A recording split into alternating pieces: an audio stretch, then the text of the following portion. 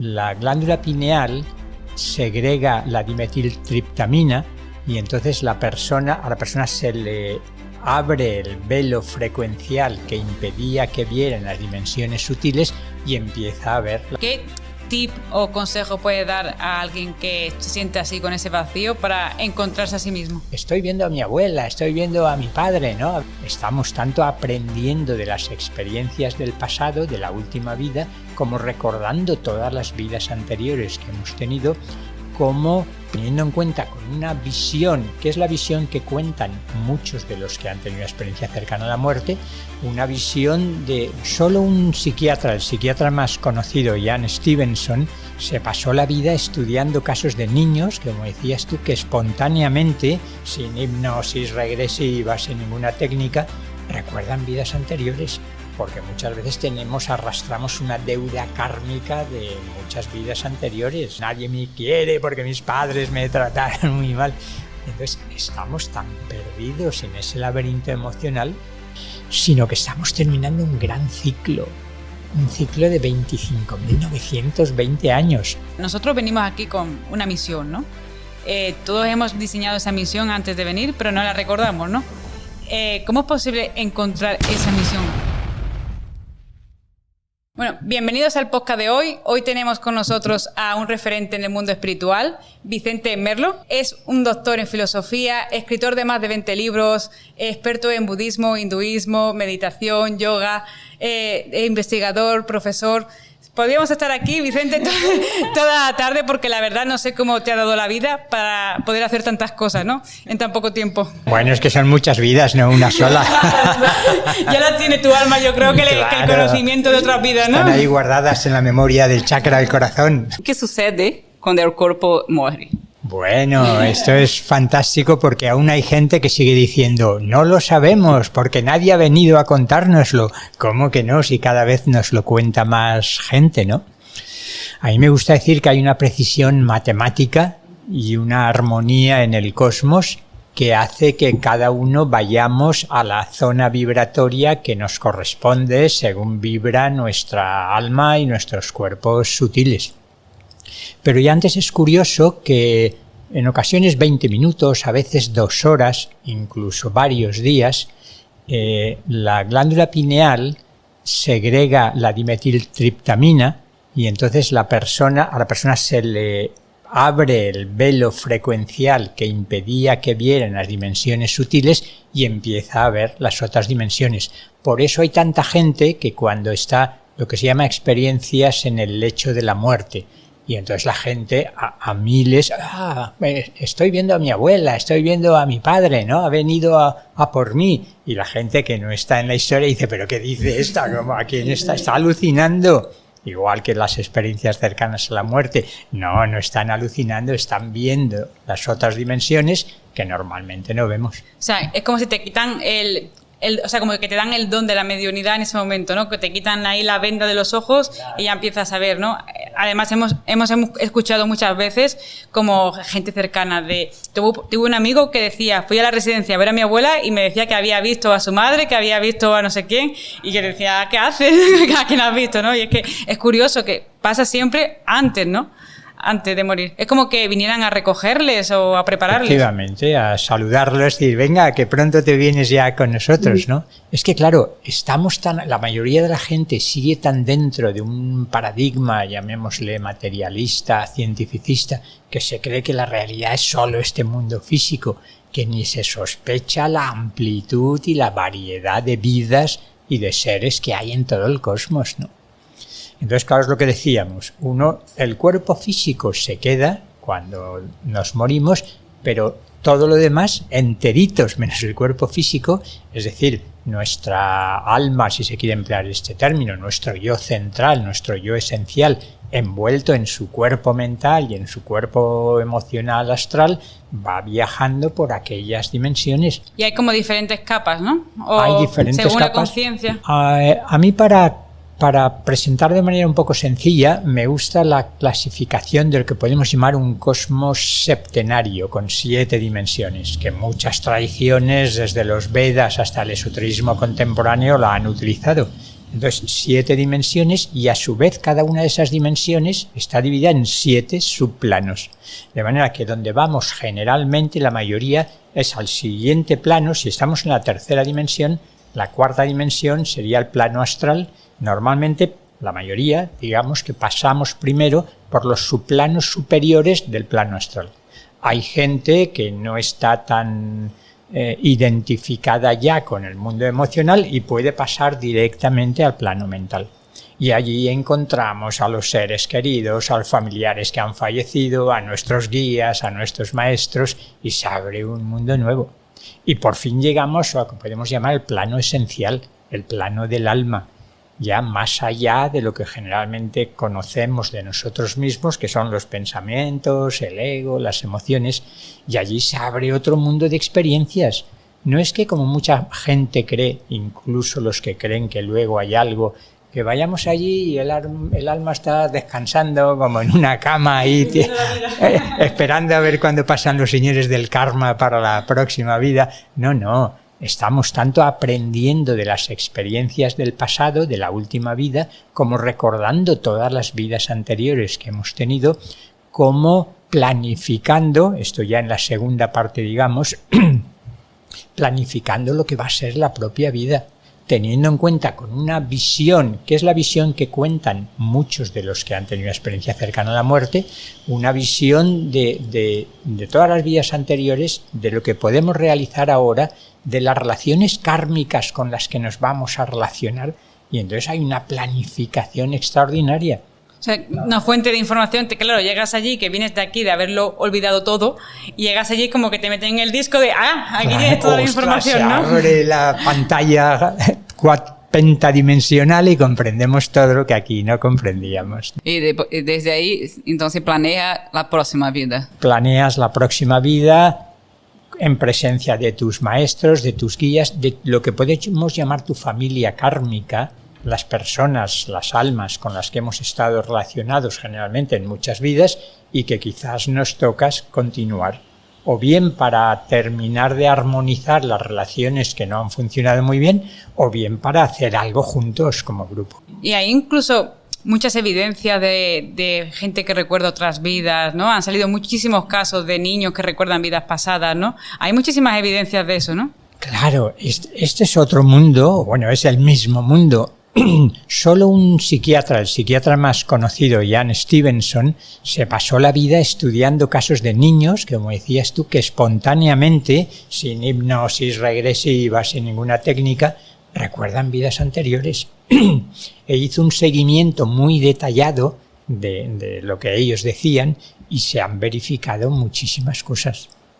Pero es que aparte de las investigaciones de Jan Stevenson, en las últimas décadas han salido miles de terapeutas de vidas anteriores que han permitido regresar a sus vidas anteriores a muchísimas personas con un poder sanador como otras terapias no habían tenido, con lo cual hay un campo de investigación que quien sigue dudando tanto normalmente es que no se ha tomado en serio y ha visto los estudios que hay ya en experiencias cercanas a la muerte, en recuerdos de vidas anteriores, tantas cosas, ¿no? O sea, hemos visto que has escrito un libro sobre la reencarnación, ¿no? Después de todos los estudios y que has recabado, ¿no? Durante todos estos años, y al final, ¿no? Es eso, ¿no? Al final las pruebas existen. Yo creo que el problema a lo mejor que la gente no crea o no crea es porque no es falta de conocimiento, a lo mejor no ha investigado lo suficiente para saber que hay pruebas, que una persona puede mentir, 2 personas pueden mentir, pero cuando hay pruebas de miles de personas y todos coincidiendo en lo mismo, ¿no? A mí me gusta decir que es que se ha ido imponiendo un sistema de creencias. Los científicos les gusta decir paradigma, pero yo creo que es simplemente un sistema de creencias en el que no cabe esto. Por eso la frase con la que comenzamos, si nadie ha venido a contárnoslo, pero si has venido tú misma muchas veces, pero no te acuerdas. Entonces el sistema de creencias está tan cerrado y es tan rígido, a mí me gusta decir que es como una centrifugadora, que cuando entra una idea que no encaja en ese sistema de creencias, se cierra los ojos, no hay más ciego que el que no quiere ver. Entonces, por muchos datos que se presenten, por ejemplo, si el científico rígido, estricto, está convencido de que la conciencia no puede funcionar sin el cerebro, pues ya le pueden presentar pruebas de experiencias cercanas a la muerte, de recuerdos, que va a decir, no, es imposible. Por principio, es imposible. Claro, porque se rigen con el sistema no lógico-matemático de que esto es así, ¿no? Pero es como el amor, ¿no? El amor es algo que tú no lo puedes tocar, pero existe, ¿no? Entonces, no sé si... O sea, no creo que haya un estudio matemático de cómo tocar el amor. Pero que además la reencarnación es algo que viene de hace mucho tiempo, no es algo que viene de ahora. La mayoría de las tradiciones antiguas han creído en la reencarnación. Es lo que en el libro que mencionabas, que tiene dos partes. Una primera analizo en las distintas tradiciones antiguas y una segunda parte en el mundo contemporáneo.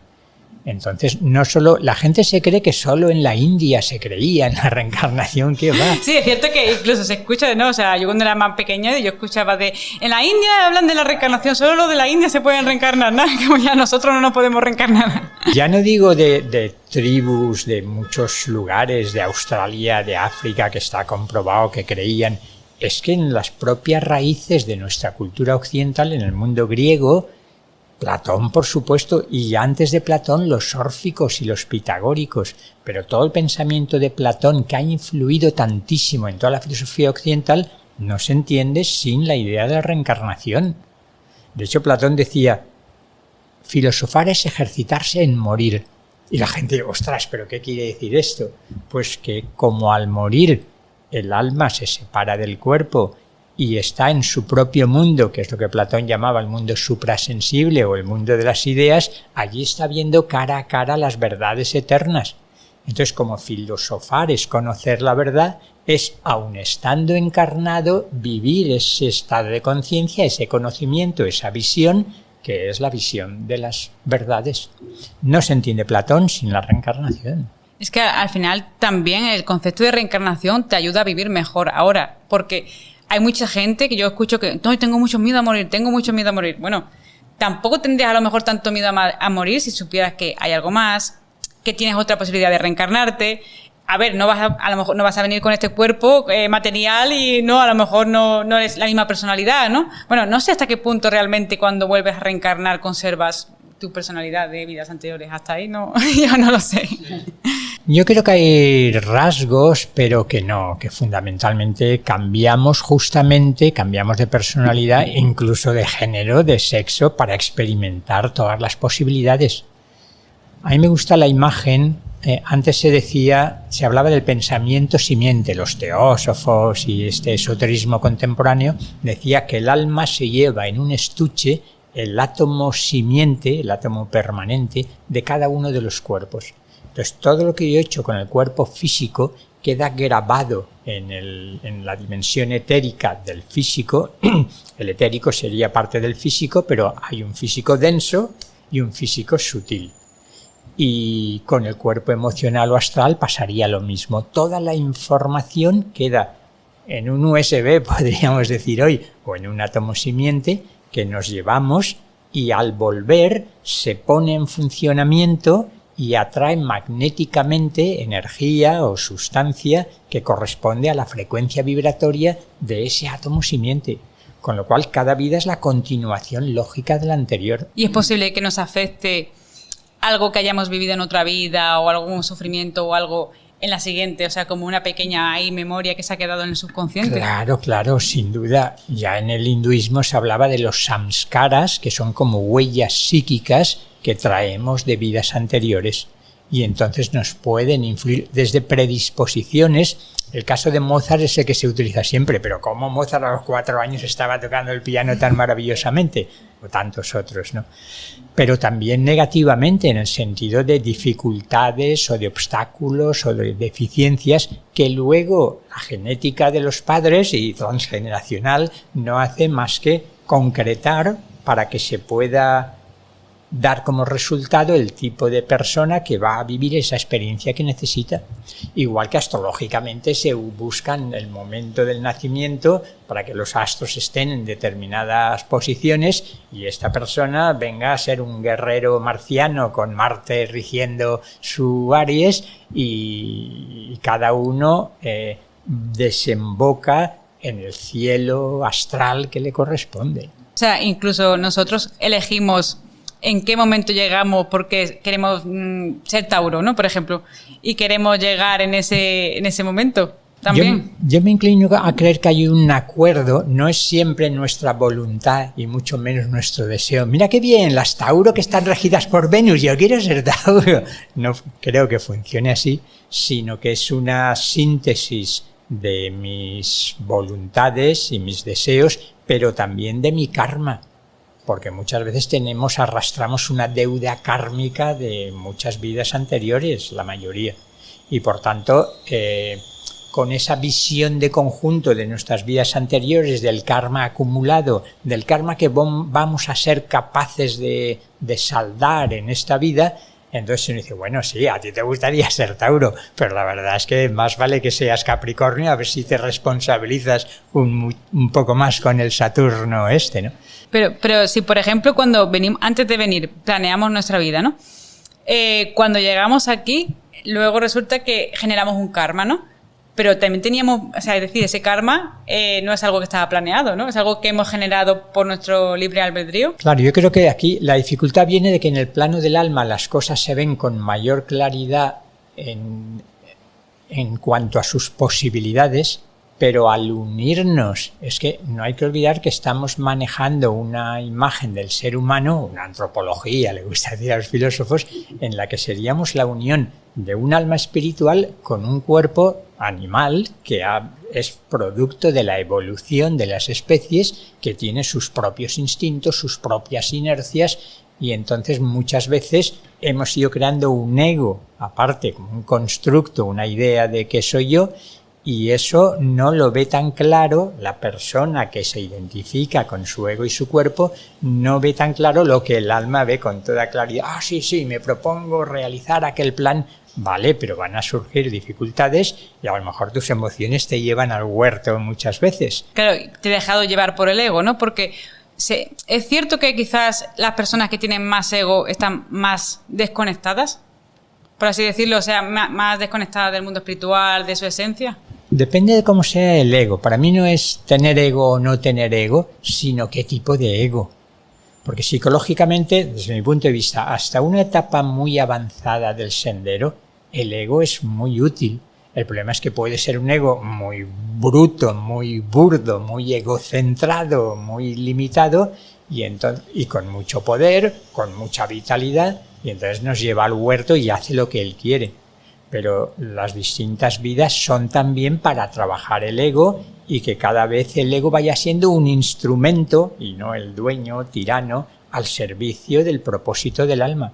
Por tanto, a mí no me gusta tanto meterme con el ego, sino con la identificación como si eso fuera toda nuestra realidad. Pero más vale tener un ego flexible que un ego rígido. Y tener un ego con sus herramientas afinadas para el conocimiento, para la inteligencia emocional, que un ego estrecho y encerrado. Por tanto, hay egos que puestos al servicio como instrumentos de un propósito mayor, del alma o del plan de unos maestros o el plan divino, pues bienvenido sea ese ego hasta que seamos capaces de trascenderlo, eso sí. Pero las personas que tienen mucho ego, yo me encuentro con esas personas y algunas veces tú dices, no están abiertos a aprender, es decir, ellos, no, yo lo sé todo, yo sé esto, y cualquier cosa que tú le digas es como yo ya lo sé todo.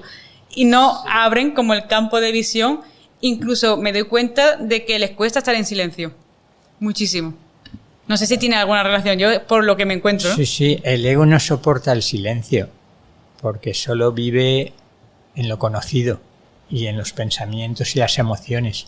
Entonces, cuando se hace el silencio es cuando la presencia del alma puede percibirse. Podríamos decir que el alma es silencio o vive en una atmósfera de silencio. A mí me gusta distinguir, por ejemplo, de cara a la meditación, un silencio de emociones y de pensamientos que es más bien ausencia de los pensamientos y las emociones que habitualmente están haciendo de las suyas. Pero no todo termina ahí.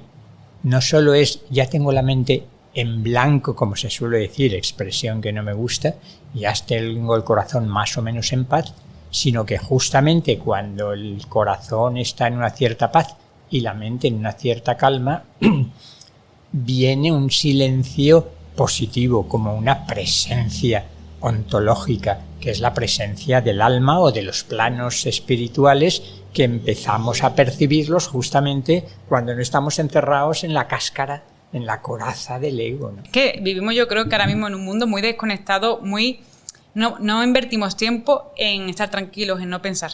O sea, la mente está funcionando, o si no está con el móvil, está enganchado a la televisión, a las redes sociales, ¿no? ¿Tú crees que vivimos en el momento que más desconectados estamos o no?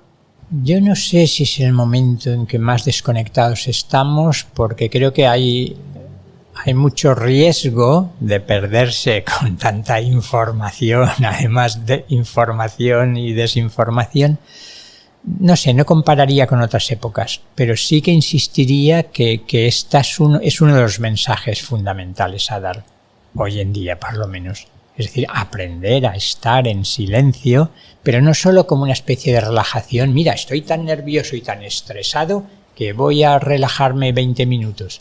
Eso es solo el primer nivel, la primera parte, sino un conocimiento de las profundidades de nuestro ser que pasa por acallar provisionalmente todos los ruidos en los que vivimos y que la mayoría de la gente ni sospecha hasta que no tiene una experiencia profunda que existe ese silencio maravilloso interior, ¿no? En muchas ocasiones es difícil callar la mente. O sea, te llegan muchos pensamientos constantemente, ¿no? ¿Y cómo podrías estar tranquilo y que no tuvieras pensamiento, que no estuvieras pensando en nada, ni ansiedad, ni frustración, ni nada? A mí me gusta decir que meditar es descansar. Como dormir, ¿no? Descansar en el ser, como dormir y como despertar simultáneamente. Como dormir porque puedo descansar, pero sin perder la conciencia. Entonces, digamos que los pasos básicos de cualquier meditación sería relajación corporal. Estoy ahí unos minutos, observo el cuerpo, las tensiones y aflojo las tensiones, vale. Ese es el primer nivel. Y ya una buena relajación es importantísima. Pero luego viene el otro, si quieres juntamos niveles, la mente. Y es en cuanto paramos un poco y nos sentamos sin hacer nada, lo que tú decías, nos vienen 1000 pensamientos y no hay manera de que la loca de la casa, que decía Santa Teresa de Jesús, que es la imaginación, esté dando vueltas, pensando en el pasado, en el daño que me han hecho, lo que no me ha gustado, en el futuro, qué es lo que voy a hacer. Entonces, descansar es descansar, pero en el ser que es pura conciencia. Y no es tanto una lucha, decir, ahora voy a no pensar. Eso es la mente la que lo está diciendo. Por eso sería simplemente observar los pensamientos, ir permitiendo que vaya naciendo esa serenidad espontánea, dejar de identificarnos con esos pensamientos y esas emociones. A mí me gusta decir que una de las experiencias básicas, pero muy importantes en meditación, es justamente cuando descubres, aunque sea por un instante, ese estado de silencio que está por detrás, incluso aunque siga habiendo algunos pensamientos, porque hay mucha gente que dice, si hay pensamientos ya no estás meditando. No. Yo pensaba eso, yo cuando empecé a meditar, yo decía, me ponía una meditación guiada de 20 minutos y venían pensamientos, digo, ya no he meditado. Digo, me han venido pensamientos, ya esta meditación no ha funcionado. A mí me parece muy importante esa distinción. Desde mi punto de vista, lo importante no es tanto que no haya pensamientos, sino que yo me voy convirtiendo en el observador de los pensamientos. Ya no estoy embotellado en mis procesos psicológicos. Entonces, sigue habiendo pensamientos, pero yo estoy observándolo como si mi conciencia se fuera expandiendo. Siguen pasando pensamientos, pero a otra velocidad, menos pensamientos, con otra calidad, pensamientos de otra calidad, porque voy captando pensamientos según el estado de conciencia en que me encuentro. Entonces, cuando me voy armonizando físicamente, emocionalmente y mentalmente, empiezan a venir otro tipo de pensamientos.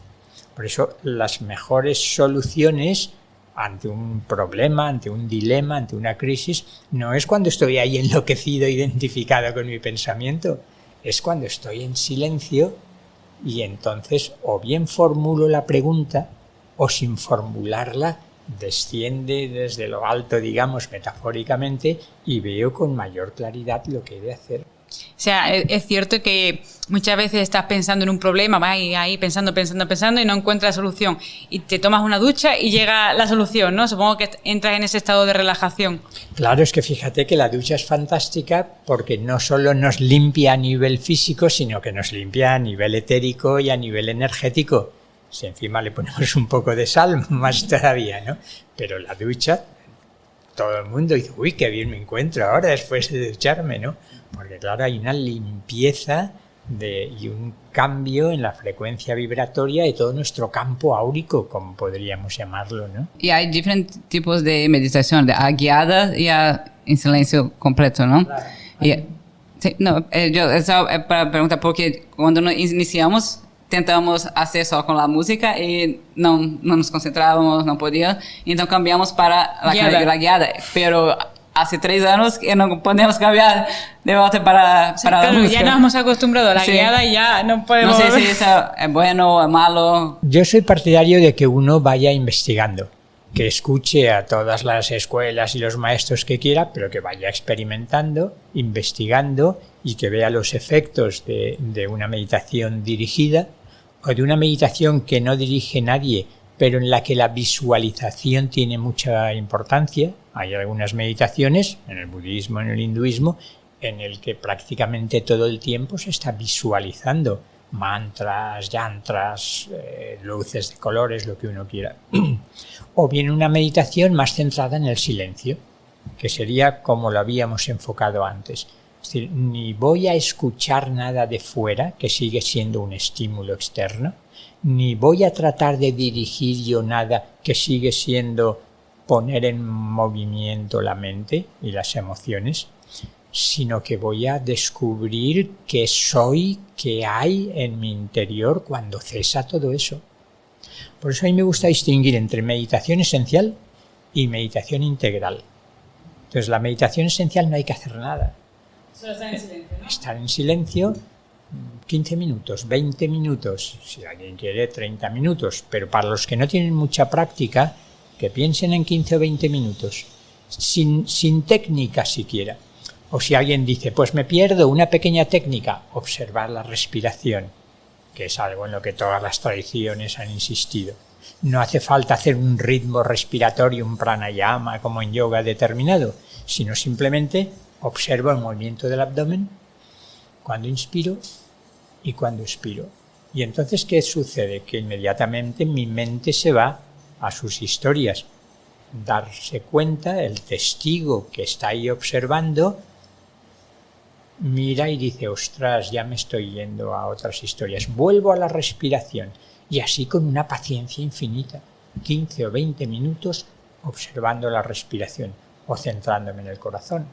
Es como un método de entrenamiento. Al final estás entrenando tu mente, ¿no? Porque si observas tus pensamientos, intenta mantener la mente en blanco, pero obviamente van a venir pensamientos. Y en ese momento que te das cuenta, ay, estoy pensando, voy a volver otra vez, ¿no? Es que es listísima la mente, se las sabe todas, ¿no? ¿Y qué diferencia tiene con o sea, es simplemente la que mejor te funcione, ¿no? Supongo, el tipo de meditación. Yo creo que sí, porque depende mucho del tipo de persona que se sea. Entonces, si hay una cosa es, en el budismo sobre todo se distingue 2 grandes riesgos. Uno es el de la somnolencia, ¿no? Uno entra en un estado de semisueño y lo primero que uno ha de tener claro es que la meditación no es reducir la intensidad de nuestra conciencia, sino al contrario, es estar más conscientes, no menos. Si dicen, yo voy a meditar. Y te duerme. Y acabas de dormir. Yo creo que meditar, eso de justamente 5 minutos antes de ir a dormir, eso a mí no me funciona, porque claro, ya estoy cansada del día y yo ya hago así, me duermo. Me funciona más o antes de llegar a la cama, o sea, como llegar a la cama 1 hora antes y ahí ya que estoy medio todavía despierta, vale, medito. O en la mañana. Claro, sí. La mañana es la hora preferida de todo. Está con energía, ¿no? Entonces depende mucho del tipo de persona y del momento que estás pasando.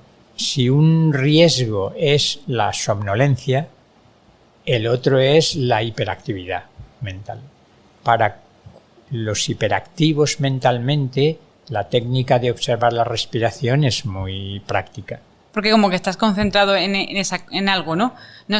Al final no estás con la mente en blanco, porque si tú eres muy hiperactivo mentalmente, intentas estar en mente en blanco, venga, así meditando, te llegan pensamientos así, un barullo, y encima además, incluso muchas personas que me dicen, intenté meditar y me dio ansiedad.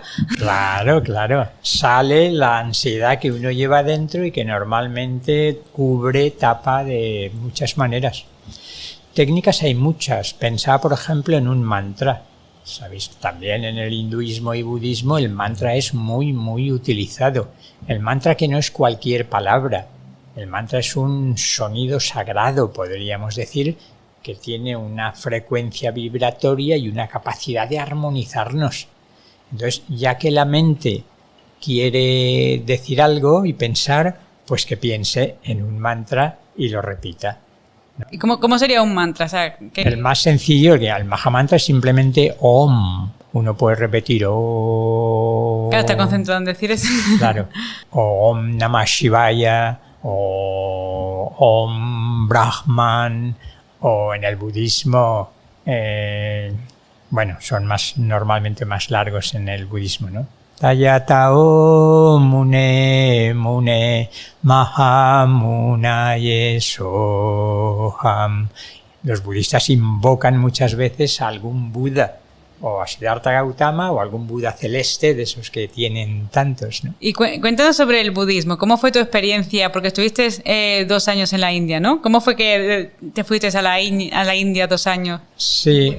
Pues primero empecé, como se suele hacer, a leer cosas de la India y a llamarme la atención. Era la época, ya hace años, en que algunos de los gurús indios estaban llegando a Occidente y algunos de los lamas tibetanos también. Entonces uno empieza a leer. Al mismo tiempo que estaba estudiando filosofía occidental, empecé a descubrir las sabidurías orientales. Y luego ya la primera oportunidad que tuve de hacer un viaje, estoy hablando de cuando tendría pues quizás 20 años o 21, hubo un primer viaje para visitar distintos lugares de la India y me dejó una huella muy importante la estancia en un ashram, que es como una comunidad para la práctica del yoga, que era el ashram de Sri Aurobindo en Pondicherry. Tanto que cuando 3 o 4 años después quise hacer la tesis en filosofía, la tesis doctoral, me venía la idea, pues aquel lugar, y además tiene un pensamiento filosófico que no es muy frecuente en otros gurús, en otros maestros. Así es que por esas sincronicidades de la vida, o por el karma, no lo sé, conseguí una beca y estuve 2 años en la India. Y esos 2 años fueron decisivos porque justamente en un ashram la atmósfera psicoespiritual, podríamos decir, ayuda mucho. Yo siempre digo que cuando fui a la India esos 2 años, llevaba años intentando meditar, pero con las dificultades que todo el mundo experimenta al principio, intentándolo.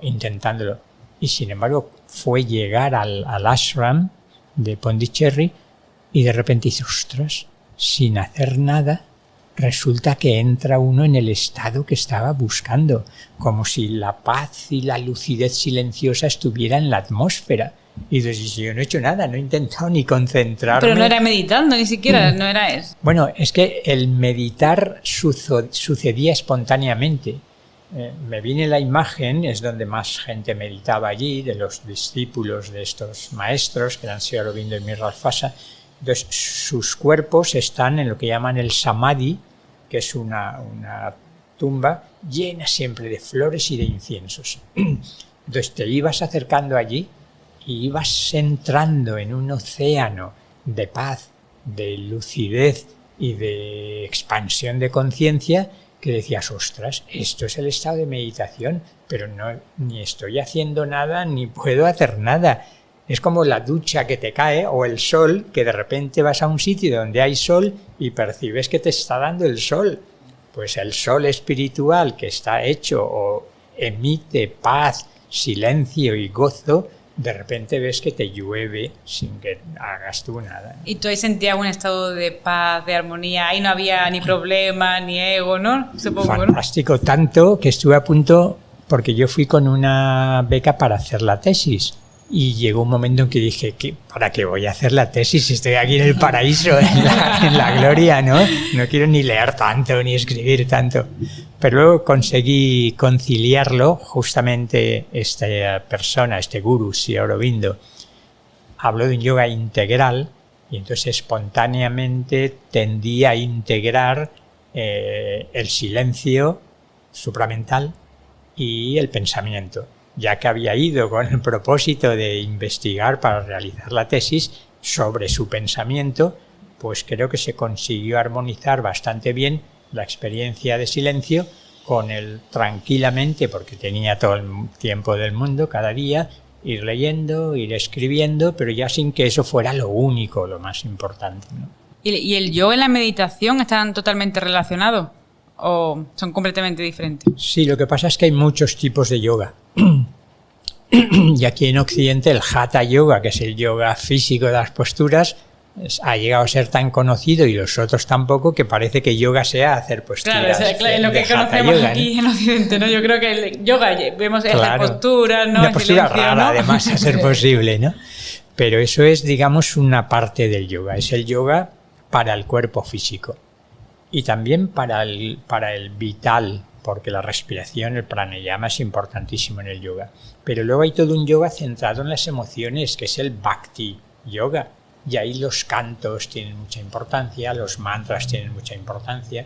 Hay un yoga mental, que sería el Raja Yoga de Patanjali. Ahí es aprender a meditar, a concentrarte, a controlar la mente. Hay un yoga del conocimiento último, que es el Jnana Yoga, que es conocer lo que eres en el fondo. Entonces hay muchos tipos de yoga. Que yo creo que ahí en la India son maestros, ¿no? O sea, realmente nosotros nos queda a lo mejor mucho que aprender, ¿no? Porque ¿cuál es la diferencia entre Occidente, ¿no?, con el mundo espiritual y la India con el budismo? ¿Cómo podría diferenciarlo? Yo creo que las diferencias cada vez son menores. Yo estoy convencido de que en la India, tanto a través del hinduismo como del budismo, se ha conservado una sabiduría que en la historia que conocemos no está en muchos lugares. Pero actualmente, con toda la globalización, digamos, la mundialización y la información y los viajes han transformado las cosas. Y no hace falta irse a la India, ni hay más sabios hoy en día, yo diría, en la India que en otro sitio, no. Pero sí que es cierto que es un país que tiene una atmósfera, porque igual que cada persona tiene su atmósfera, cada país también, ¿no? Y entonces allí en ocasiones es más fácil encontrar esa profundidad interior, ¿no? Porque es cierto que al final, practicando la meditación, el yoga, también no solo consigues un estado de paz y armonía, sino que también es posible conectar con seres que están en el otro plano, con tus guías, por ejemplo, con seres fallecidos. Claro, yo diría que el yoga, como otros caminos, tratan de purificar un poco nuestra personalidad y en ese sentido es más fácil empezar a percibir las otras dimensiones. De hecho, Patanjali en los Yoga Sutras, que es un librito pequeñito, pero que es como la base para el yoga de la meditación posterior, dedica todo un capítulo a lo que él llama poderes psíquicos, que despiertan generalmente, espontáneamente, cuando uno va haciendo un trabajo psicológico de búsqueda de lo espiritual y no solo de lo material.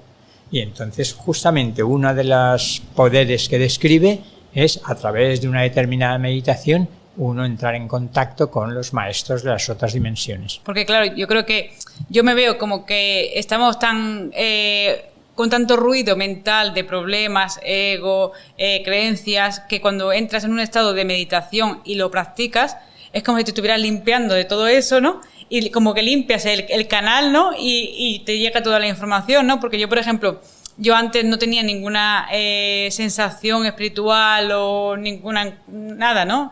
Y a través de la meditación ya empezaba a recibir información, ¿no? En forma de contacto, de estado físico, ¿no? De que notaba como si alguien me estuviera tocando la cabeza o notaba como electricidad en el cuerpo, ¿no? Como decía, Entonces, claro, yo lo veo como eso, información que estoy recibiendo, ¿no? En base de practicar la meditación. Claro, porque uno empieza a percibir ese campo áurico que decíamos. Al no estar tan encerrado en los pensamientos, primero se va limpiando, purificando un poco nuestro campo áurico y eso hace que seamos más permeables a la información y a los estados de conciencia que habitualmente están ahí pero se nos escapan. Pero claro, eso no son beneficios. La meditación te van a dar, vas a meditar un día, 20 minutos y te vas a conseguir esos beneficios, claro, ¿no? Claro. O sea, al final necesitas una práctica, ¿no?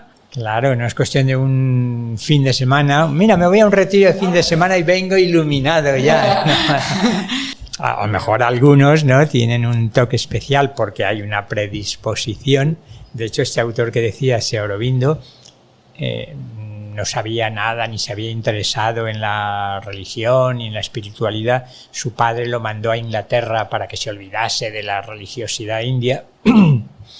Se metió en política cuando llegó a su país y la primera vez que hizo meditación con un yogui, solo en 3 días, se sentó a meditar, siguió las instrucciones del yogui, Vishnu Bhaskar Lele, y tuvo una experiencia de lo que él llamó el nirvana o el Brahman silencioso como la realidad última en el hinduismo.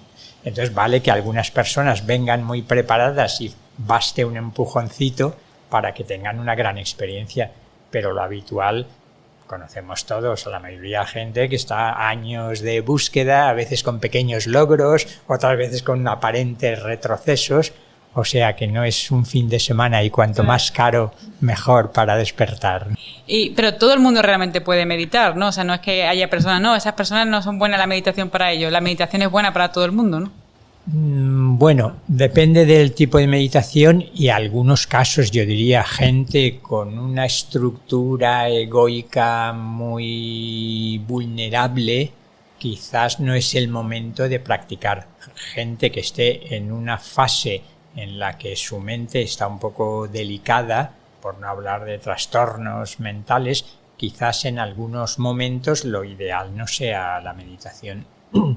Pero estos serían casos aislados, ¿eh? En general, si pudiera describir los beneficios que tiene con la práctica la meditación, ¿cuáles serían? Lo que decíamos antes, primero, aprender a vivir con mayor relajación, porque claro, la meditación es una práctica para luego aplicar los resultados a la vida cotidiana. Entonces, lo primero es darnos cuenta de las tensiones innecesarias en las que vivimos y aprender a estar más relajados. A nivel emocional lo mismo, nos enredamos, bueno, esto es nuestro pasatiempo favorito de los humanos, ¿no? Nos enredamos con las emociones hasta no sabemos dónde, ¿no? Y lloramos y reímos. Y pensamos lo mismo, entramos en bucle, ¿no? Y nos desesperamos y nadie me quiere porque mis padres me trataron muy mal. Entonces estamos tan perdidos en ese laberinto emocional que ya es mucho también el cultivar cierta paz del corazón.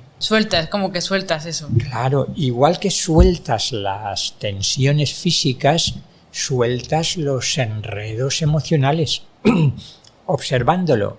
Y al principio emergerán nuestros conflictos y nuestros problemas y nuestros microtraumas, pero como estoy en una actitud meditativa, ya no me identifico tanto con ellos, ya no me pierdo en ellos y solo soy eso. Ya no me secuestran, es que nos secuestran la conciencia, las emociones. Sí, y además yo noto que con la meditación controlas mejor tus emociones. Por ejemplo, cuando alguien te hace algo te gritan, ¿no? Cualquier cosa, el primer impulso es ¿no? Gritar, ¿no? Y contraatacar, ¿no? Y, no, espera, baja. Claro, esto es fundamental. Y como están tan relacionadas las emociones y los pensamientos, emociones y pensamientos, paz en el corazón, calma en la mente y percepción de ese silencio interior. O sea, que la mente aprenda a vivir más en calma y que esa realidad más profunda empieza a estar presente y a expresarse es absolutamente fundamental. Y entonces lo que tú dices, hay un término que podríamos traducir como ecuanimidad, es decir, el cultivo de la meditación a nivel emocional y mental llevaría a esa ecuanimidad que hace que uno no reaccione impulsivamente ante cualquier estímulo, como dices tú. Claro, que el cuerpo de autodefensa como contraataca, ¿no? Entonces, cuanto más meditas, más eres capaz de bajar y ver las cosas como desde fuera, ¿no? y ver lo absurdos que son la mayoría de nuestras reacciones, de nuestros comportamientos innecesarios. Y me hierve la sangre de ira y hago cualquier locura de la que luego me arrepiento. O no, que es peor, ni siquiera me arrepiento. Que te arrepientes cuando luego ya te ha bajado ahí como, no, la dopamina. Claro, pero ¿qué he hecho? Estaba fuera de mí, decimos, exactamente. Por eso podríamos decir que meditar es entrar en sí. Encontrarse, ¿no? Encontrarse. ¿Y cuando descubriste que había algo más que esta vida? ¿Fue cuando fuiste a la India o tú ya habías investigado antes? ¿Cuándo fue ese descubrimiento? Antes de ir a la India había estado... De hecho, la primera meditación que practiqué fue la famosa meditación trascendental de Maharishi Mahesh Yogi, que era uno de aquellos yogis que vino trayendo una meditación muy concreta, que era a través de un mantra. Te daban un mantra, tú lo repetías y de esa manera la mente iba quedando en silencio y luego te quedabas disfrutando del silencio. Lo que pasa es que hubo un cambio considerable con esos 2 años en ese lugar sagrado. Entonces entendí lo que es un lugar sagrado, ¿no? Tiene una atmósfera distinta y te bañas en esa atmósfera, ¿no? Y esto no hay que irse a la India tampoco. Hay, no sé, capillas, iglesias en las que todavía se percibe ese... O en la naturaleza también, ¿cómo no? Sí, es cierto que en la naturaleza, yo por ejemplo cuando paseo, ando en la naturaleza sin cascos, teléfono, es cuando me vienen las mejores ideas, los mejores pensamientos. También consigo estar en paz, me siento como en paz, completamente conectada. Veo los árboles y digo, ¡ay, qué bonitos! Los gnomos, los silfos, ¿no? Bueno, ya está ahí, ya no llega, mi visión no llega. Pero sí, ¿no? Encuentra ese estado de paz. ¿Y qué dirías que es el autodescubrimiento? El autodescubrimiento, yo diría que primero hay una fase psicológica que es descubrir nuestras reacciones psicológicas, nuestros condicionamientos, nuestra programación de la que estamos prisioneros. Pero esa es la primera parte. Luego hay el autodescubrimiento de aquello que está más allá de los procesos psicológicos. Primero es cómo soy psicológicamente, pero luego es quién soy metapsicológicamente, es decir, espiritualmente. Y entonces es descubrir nuestra identidad central. Y entonces ver la diferencia entre los pensamientos, las emociones, el ego y el cuerpo con los que nos solemos identificar y que de repente uno siente esa presencia que decíamos, que hay alguien que soy yo, que digo una presencia porque no es palpable como esto, pero que el que está observando todos esos movimientos, el que se está sintiendo muy presente aquí y ahora, es alguien, no es solo un estado de conciencia de mi mente, es alguien que está más allá de la mente, y eso soy yo. Pero es posible que cuando hay mucha gente que dice me siento vacío, no sé lo que quiero, no sé quién soy, es posible que, claro, no saben realmente quiénes son, que no se han descubierto todavía, ¿no? Claro, porque justamente sin esa presencia el cascarón psicológico está vacío. ¿Y qué tip o consejo puede dar a alguien que se siente así con ese vacío para encontrarse a sí mismo? Si se siente muy, muy vacío, que vaya a algún terapeuta. Si es lo normal, pues meditar para empezar, lecturas que le resulten inspiradoras, del tipo que quiera, normalmente pues que se consideren textos o inspirados o inspiradores, ¿no? O revelados o de sabiduría, y entonces es una manera de conectar con el lugar de donde procede ese texto, ¿no? Esa sería la razón de hablar realmente de textos inspirados o de textos revelados. Entonces vas leyendo y te vas identificando con la lectura y es como si fueras entrando en el nivel de conciencia desde el que fue escrito el libro. Y eso va transformando también tu mente si es este tipo de libros. Igual que con la música. No me quiero meter con el hard rock, con el rock duro, pero si uno está constantemente oyendo rock duro, pues quizás no sea lo más inspirador. Y si uno está leyendo determinado tipo de literatura, pues puede ser muy divertido y las historietas de amor. Puede conectar, ¿no? Yo pienso que también pasar tiempo en soledad, ¿no? Claro, esto es fundamental. Soledad y silencio, que van juntas muchas veces, es fundamental. Y el propósito de vida, o sea, nosotros venimos aquí con una misión, ¿no? todos hemos diseñado esa misión antes de venir, pero no la recordamos, ¿no? ¿Cómo es posible encontrar esa misión? Yo creo que en realidad, si no estamos totalmente identificados con el personaje al que jugamos ser, desde dentro, incluso inconscientemente, nos va guiando algo. Nuestro propósito nos guía. Lo que sucede es que en ocasiones nosotros mismos, nuestra parte emocional sobre todo, o mental muy rígida y muy estructurada con condicionamientos, nos impide percibir eso que de manera sutil nos está conduciendo. Claro, he dicho inconsciente, pero no es un inconsciente subconsciente, podríamos decir, como todos los deseos reprimidos de los que habló Freud y el psicoanálisis, sino que es inconsciente porque no nos damos cuenta hasta entonces, pero lo que podríamos llamar supraconsciente. El alma es supraconsciente para la mayoría de nosotros. Pero no sabemos escucharla, ¿no? Está ahí, pero es como una vocecita, ¿no? Claro, y se trataría de hacerla consciente, que descienda lo que es supraconsciente a nuestra conciencia. Y entonces descubro quién soy y en ese caso mi propósito se cumple. Es posible que sea también relacionada, que intente el alma comunicarse con nosotros con la intuición, ¿no? Por ejemplo, cuando estás en un trabajo, a mí me ha pasado, estás en un trabajo que no eres feliz, que no te sientes bien a gusto yendo allí, pero tú vas, ¿no? Pero cuando vas allí cada vez te sientes peor, ¿no? O, por ejemplo, hubo una época en mi vida que mi entorno me decía que yo tenía que opositar para ser policía nacional. Y me dijeron tanto que tenía que opositar para ser policía que yo me lo creí. Y yo dije, bueno, pues vamos a ser policía. Y me puse a opositar y cuando opositaba yo lloraba. O sea, yo lloraba, pero ni siquiera era consciente de por qué estaba llorando, pero yo lloraba. O sea, era como la expresión de mi cuerpo de que ese no era mi sitio. Hasta, claro, ya me vio mi madre y dijo, si estás llorando haciendo esto, esto no es tu sitio. Déjalo, hija, déjalo. Es que el cuerpo, es que ese propósito nos habla a través del cuerpo. Por ejemplo, cuando nos desviamos mucho de nuestro propósito, pues es fácil que desemboquemos en alguna enfermedad. Algunas, no digo todas, enfermedades es una reacción ante esa desviación que se ha producido en nuestro propósito original. Entonces hay una falta de armonía entre la voluntad y el propósito del alma y lo que está haciendo nuestra personalidad. Entonces algo ahí empieza a chirriar y no funciona armónicamente.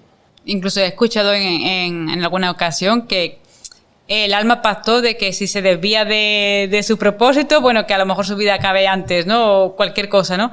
De, bueno, me he desviado, pues entonces vamos a reiniciar, ¿no? A jugar de nuevo.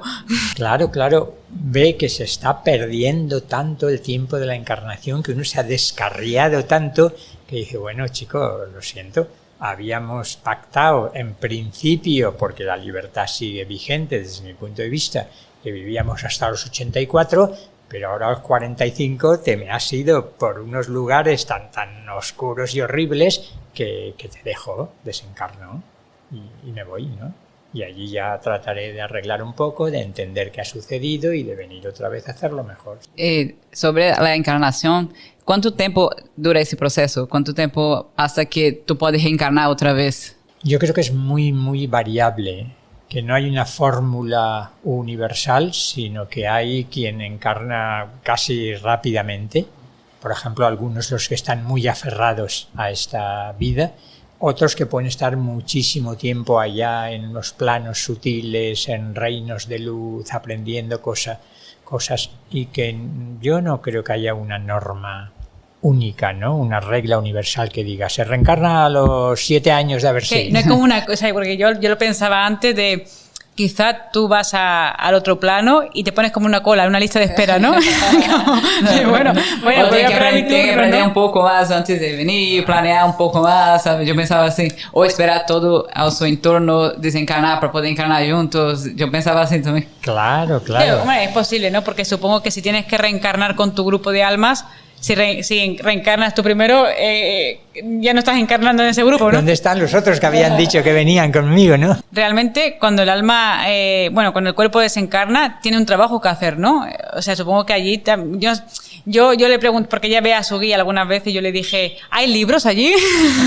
Porque digo, me va a aburrir, ¿sabes? Y digo, si me ponen libros, pues puedo aprender. ¿Cómo se va? Ahora mucha gente habla de los registros akáshicos.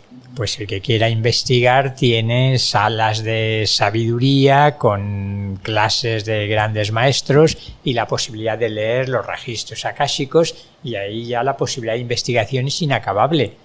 Puedes entretenerte viendo tus vidas anteriores para comprender mejor tu presente y tu futuro, pero puedes investigar desde el origen del planeta Tierra hasta el sistema solar o nuestra galaxia, todo lo que quieras. Es que hay una película que se llama Nuestro Hogar que te explica exactamente cómo es el más allá, qué es lo que pasa, y hay como diferentes roles, diferentes ministerios, ¿no?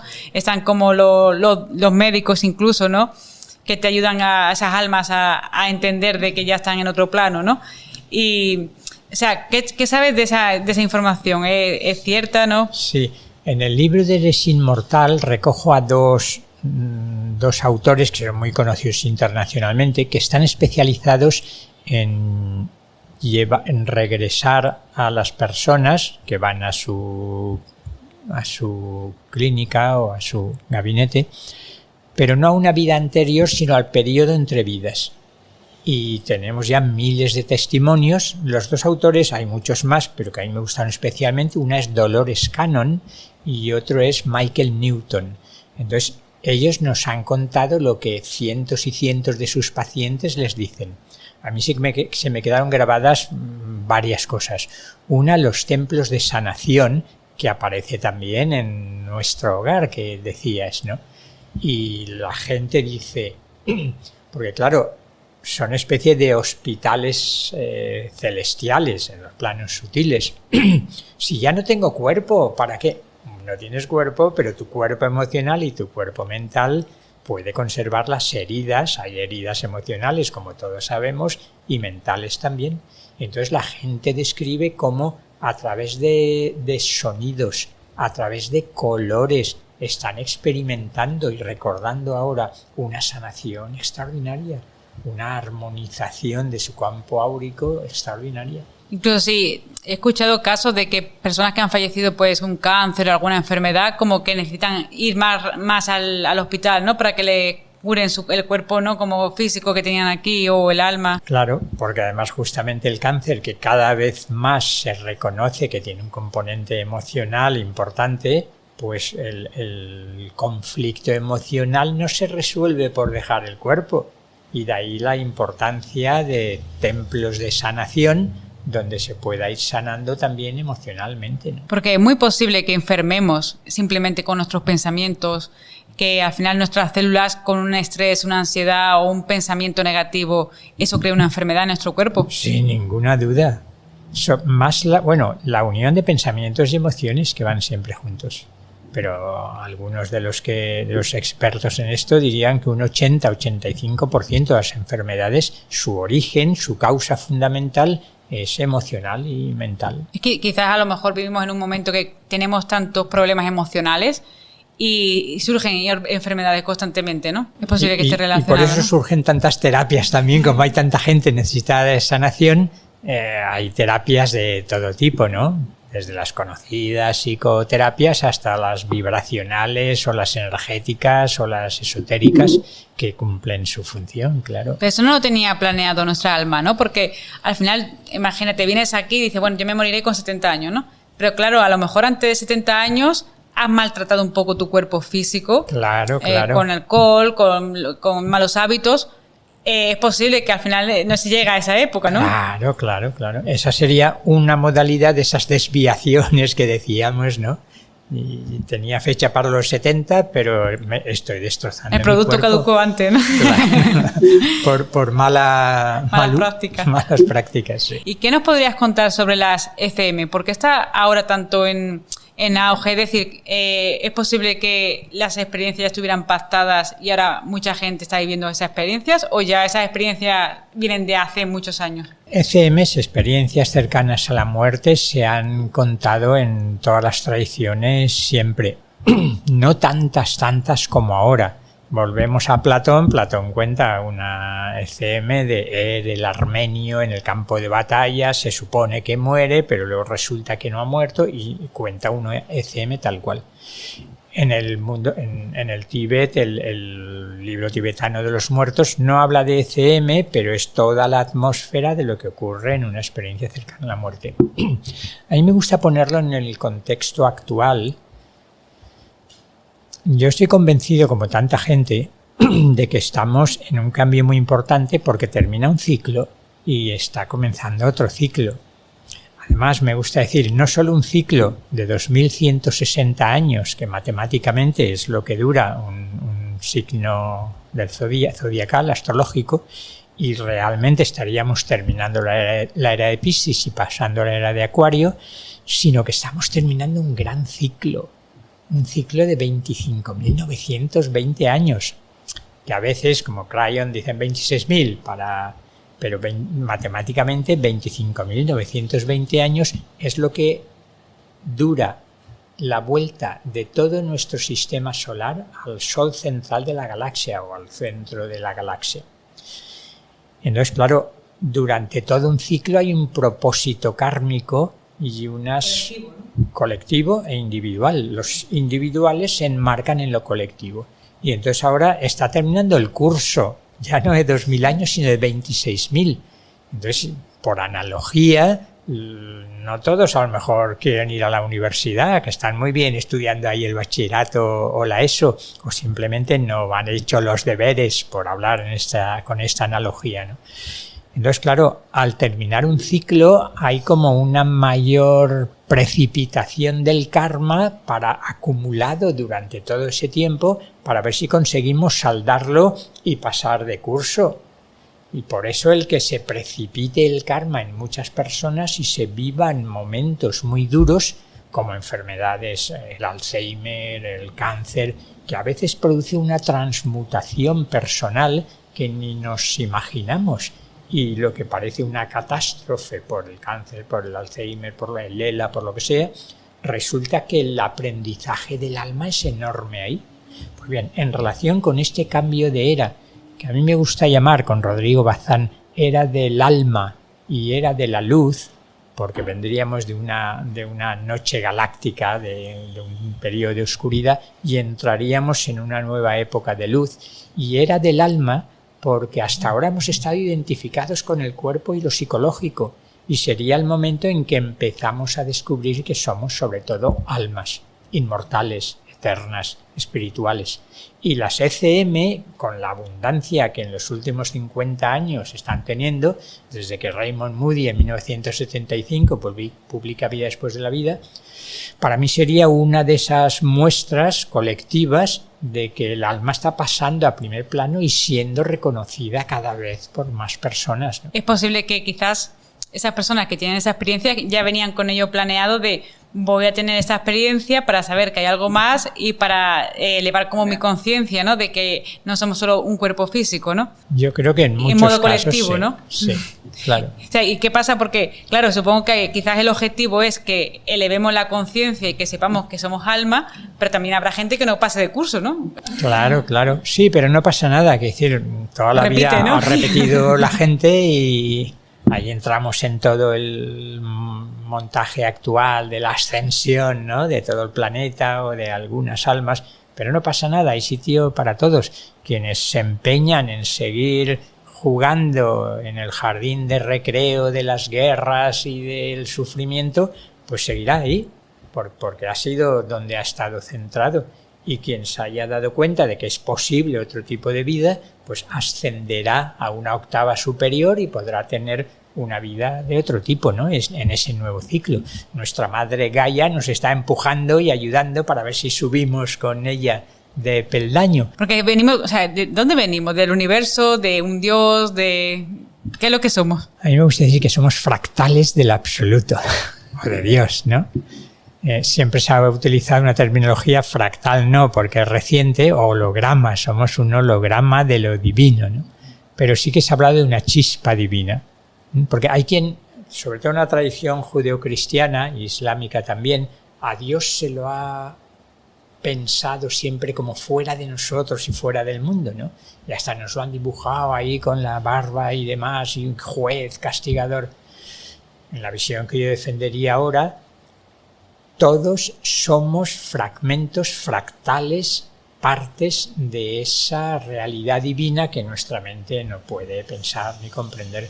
Pero el alma es un fractal, es un diamante fractal de la propia divinidad. Que muchas veces escuchamos, bueno, sí, nosotros venimos, ¿de dónde venimos? Venimos de Dios, ¿y Dios de dónde vino? ¿No? Y ya que empiezas a tirar, ¿no? Ya no hay respuestas, ¿no? Claro, bueno, porque nuestra mente, lo primero es aceptar la tremendamente limitada que es nuestra mente. Por ejemplo, no puede comprender nada que no esté en el espacio y en el tiempo. Mientras que esta pregunta que tú esbozabas, pues es fácil ver que hay una dimensión de la... Bueno, es fácil ver, no, pero se puede pensar que hay una dimensión de la realidad donde el espacio y el tiempo no existen. Un poco como la película Interestelar. Yo cuando la vi dije, pues no la veo tan lejos de la realidad, ¿no? En Interestelar hay cosas muy buenas que representan muy bien este tipo de cosas. Entonces, claro, para algunos Dios es eterno. Bueno, la divinidad vive en una dimensión atemporal, eterna. Pero esa misma divinidad se ha permitido el lujo de manifestarse en el tiempo, crear el tiempo y el espacio y crear los universos donde ella misma, quien si no había nada más, expresarse a lo mejor infinitamente en un derroche de creatividad, de inteligencia, de amor, de compasión, aunque a veces sea difícil verlo, ¿no? Yo creo firmemente de que hay estamos en la Tierra, pero hay muchísima vida en otros planetas, en otras dimensiones. Es que de estas cosas es muy difícil hablar, pero no descarto que uno de los eventos que nos esperan sea reconocer la fraternidad galáctica y la fraternidad cósmica en la que vivimos, que hay seres inteligentes fractales en otras, no solo en otras dimensiones, sino en otros sistemas solares y en otras galaxias, y que quizá aquí estamos de cuarentena, como en la prisión, ¿no? Nos encerraron como con la COVID, y nos encerraron pues porque algunos chalaos hicieron 4 chorradas en la Atlántida, no tan chorradas, y entonces el planeta quedó aislado del resto de nuestros hermanos estelares.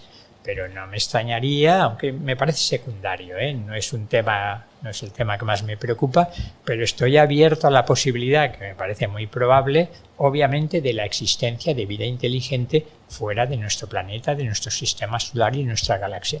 De hecho, al menos hay cada vez más gente diciendo recibir mensajes de pleiadianos, de sirianos, de arturianos, de antarianos. ¿Estos qué serían? Pues seres con una determinada evolución que pueden enseñarnos en este momento crucial, quizás porque ellos han pasado por este trance y saben cómo ayudarnos, y cada vez más gente está en contacto telepático con ellos. Es como nosotros estamos como en la tercera dimensión, luego está la cuarta y luego ya va subiendo, como va subiendo de curso, ¿no? Claro, la ascensión se supone, la versión que yo más defendería, es que vamos a dar un salto de la tercera a la quinta. Porque la cuarta es el astral, donde está ese mundo un poco más oscuro, denso y más... Sí. Ahí sería como, dicen, como las personas que se han quedado ahí como en stand-by, ¿no? Ni están aquí ni están en el... Sobre todo lo que se llama el bajo astral, porque si antes hablamos de 7 subdivisiones, 7 subplanos dentro de cada plano, los superiores, que es donde la mayoría vamos al morir, esos son luminosos y bonitos y agradables. Son los 4, sobre todo los 3 inferiores, donde la frecuencia vibratoria es tan baja y tan densa que la experiencia en la conciencia es como el purgatorio o incluso los, como el infierno, los que lo llamaban, ¿no? Como símbolo, no aquello lleno de demonios que te condenas eternamente, pero sí una franja en la que quien se ha pasado la vida, yo qué sé, fastidiando a los demás, asesinando, pues allí va a tener una experiencia, pero eso serían, yo diría, un grupo reducido en el bajo astral. El elevado astral, ahí se está bastante bien, y luego ya vamos pasando al mental, que correspondería un poco al quinto plano, a la quinta dimensión. Sí, incluso en la película de Nuestro Hogar se ve como la madre de... no me acuerdo cómo se llamaba. Sí. Pero está como en otro plano más alto, ¿no? Y ya sí puede viajar y eso, pero no está justamente donde él está, ¿no? Y pasó por el primero también, pero por el bajo. Sí, bueno, la verdad es que cómo describió esos planos inferiores es un poco duro, ¿eh? Los pone ahí retorciéndose, sufriendo.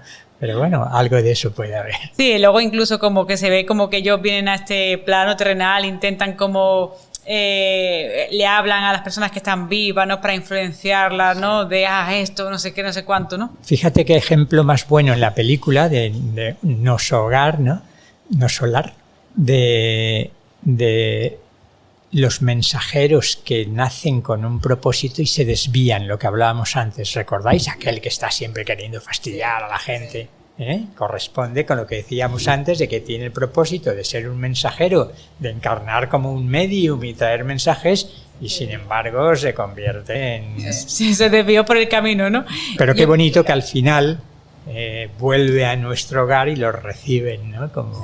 Yo creo que quizás está muy relacionado de que este no es realmente nuestra realidad, ¿no? Porque si escucha gente que ha tenido una ECM, dicen, yo estaba ahí, estaba más consciente y estaba más real que aquí, o sea, yo lo veía más real, veía más mi casa, ¿no? Y un estado de paz y amor, ¿no? Y calma.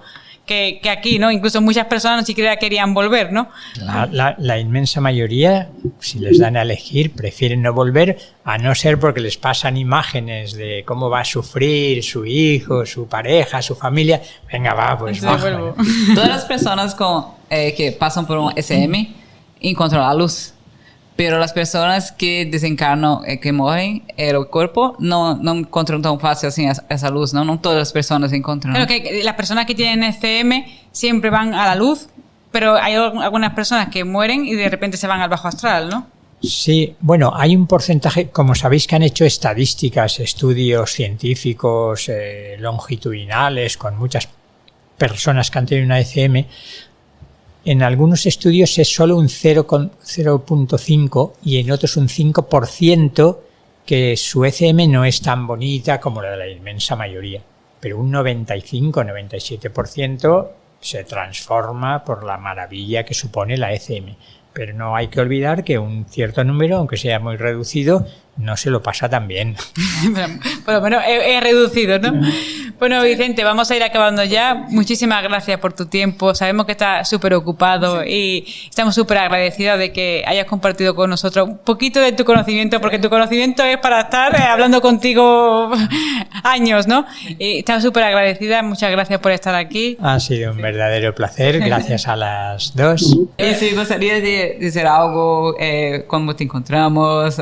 Bueno, sí, aquí en Barcelona tenemos un centrito pequeño, bastante centrado en la meditación, aunque se hacen algunas terapias también, y sobre todo los jueves a las 7 estáis invitadas, como decíamos. Sí, por supuesto, también. vamos. Pues hacemos una meditación abierta al que quiere. Pues nada, muchas gracias. Si te ha gustado este episodio, no te olvides compartirlo y suscríbete a nuestro canal para que no te pierdas ningún episodio. Nos vemos en el próximo capítulo. ¡Adiós!